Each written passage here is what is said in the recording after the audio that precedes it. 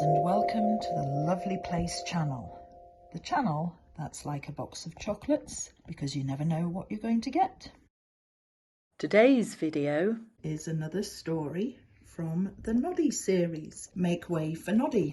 And this one is an extra special one because it's called Hold Onto Your Hat, Noddy. Now, if you're a subscriber to the Lovely Place channel, I start a lot of my little films with a hang on to your hats and let's go. And here's a story about the same thing. Hold on to your hat, Noddy. So let's begin.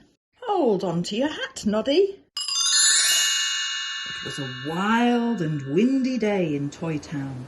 The wind blew a piece of paper along and slap, it landed right on the windscreen of Noddy's car. What a windy day, said Noddy, setting off for Toadstool House to see his friend Big Ears. There's Toadstool House. Are you ready, Big Ears? Noddy called as he parked his car. It's a great day for fishing. But Big Ears was inside his house, peering up the chimney. There's a change of plan, Noddy, he said. Oh no, cried Noddy. What's happened? Big Ears shook his head. I'm afraid it's much too windy to go out on the lake. Oh dear, said Noddy sadly. Can we play ball in the garden instead? Sorry, Noddy, replied Big Ears. We can't go outdoors at all today. Wow, I wonder why. We can play indoors then, said Noddy cheerfully. We can't do that either, said Big Ears. It's very cold in here and I can't light the fire because there's an old bird's nest blocking my chimney. No problem, replied Noddy. I'll climb up on the roof and clear it out for you, Big Ears. Noddy can do that, can he? I can't let you go up the ladder in this wind. It's too dangerous, said Big Ears as he peered up the chimney. The weather just won't let us enjoy ourselves today. Oh, what a gloomy day, grumbled Noddy. But he wasn't going to let the wild weather get the better of him. It sounds like it would be a perfect day to fly a kite. And we did that story before. But Big Ears said we couldn't go out in the wind. It must be really windy. Maybe he knows something that we don't. But he wasn't going to let the wild weather get the better of him. I'll find a way to cheer you up, Big Ears, he called as he rushed out. Big Ears looked up. Thank you, Noddy, but I'm not gloomy. An avalanche of soot whooshed into the room. Sneezed Big Ears. Out in the street, Tessie Bear was struggling to keep hold of her knitting bag. The wind had blown it up like a balloon and it was pulling her along. What a wind, she squealed. Noddy jumped out of his car to help. Would you like a ride home, Tessie? But riding in Noddy's car was even breezier. Oh, this wind wants to steal my hat, said Tessie Bear, using one of her knitting needles as a hat pin. What a gloomy day. Yes, Noddy agreed. It's made Big Ears gloomy. I wish I could cheer him up. Big Ears said he wasn't gloomy. Tessie Bear thought for a moment. How about a party? Brilliant, cried Noddy. I know, let's have a surprise party.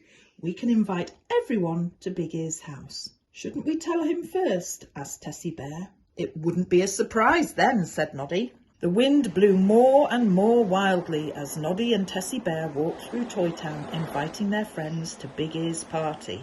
Oh dear. Now we'd better go to the party, said Tessie.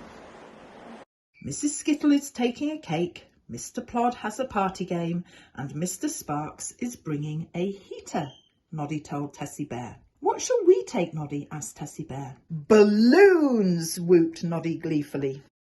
Noddy and Tessie Bear drove to Dinah Doll's stall. Don't close up your stall yet, Dinah, called Noddy.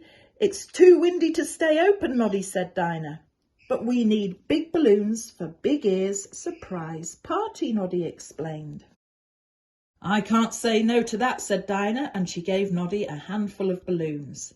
Thanks, Dinah, said Noddy. See you at the party. You'd better get indoors quickly, said Dinah. It's just too windy. As Dinah shut up her stall, Noddy and Tessie Bear set off in Noddy's car for Big Ears' house. Suddenly, the car coughed and spittled and stopped. Oh dear. What's wrong? Cried Tessie Bear. We're out of petrol, said Noddy. And we're going to miss Big Ears' party. Tessie Bear had an idea. Let's blow up the balloons and tie them to the car. Then the wind will pull it along like a sailing boat. There they are. Soon the car was covered with brightly coloured balloons. Tessie Bear's idea worked. The harder the wind blew, the faster the car sailed along, its wheels hardly touching the ground. "This is fun!" Noddy shouted. Oh dear me. Soon the car was zooming along faster and faster.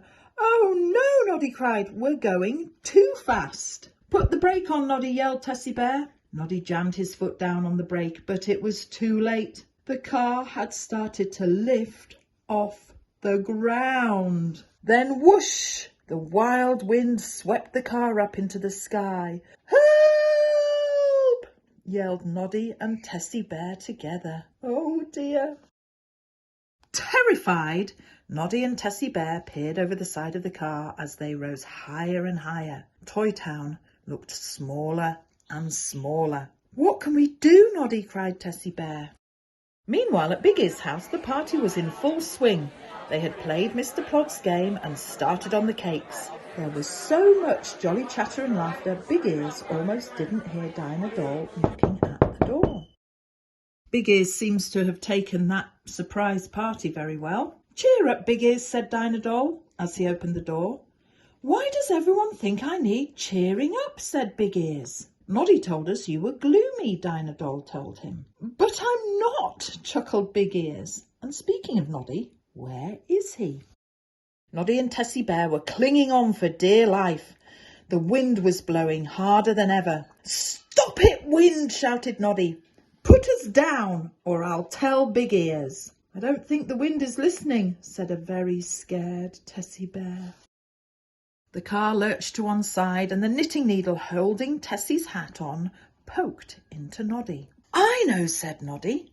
"Let's use your knitting needle to burst the balloons and get back down." "Good idea," agreed Tessie Bear.